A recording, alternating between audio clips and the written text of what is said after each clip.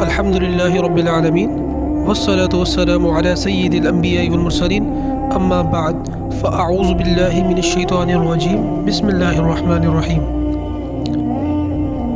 آج ایک بار پھر ہم ایک ایسے الزام کا سامنا کر رہے ہیں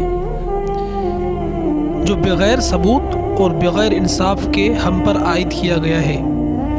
ہمارا دین اسلام ہمیں سچائی، عدل اور صبر کی تعلیم دیتا ہے۔ قرآن مجید میں اللہ رب العزت فرماتے ہیں، اے ایمان والو، انصاف پر مضبوطی سے قائم رہو، اللہ کے لیے گواہی دو اگرچہ یہ تمہارے اپنے خلاف ہی کیوں نہ ہو۔ سورۃ النساء آیت نمبر 135۔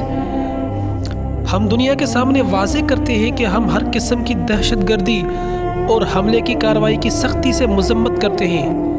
ہمارا ایمان ہے کہ حق کبھی دبایا نہیں جا سکتا اور جھوٹ خواہ کتنا ہی زور لگائے آخرکار رسوا ہو کر ہی رہتا ہے۔ ہماری تاریخ گواہ ہے کہ پاکستانی ہمیشہ امن کا دائی رہا ہے اور اسلام ہمیں سکھاتا ہے کہ فساد کرنے والے اللہ کے نزدیک سخت ناپسندیدہ ہیں۔ ہم اپنے دشمنوں سے یہ کہتے ہیں کہ الزام تراشی سے حقائق تبدیل نہیں کیے جا سکتے۔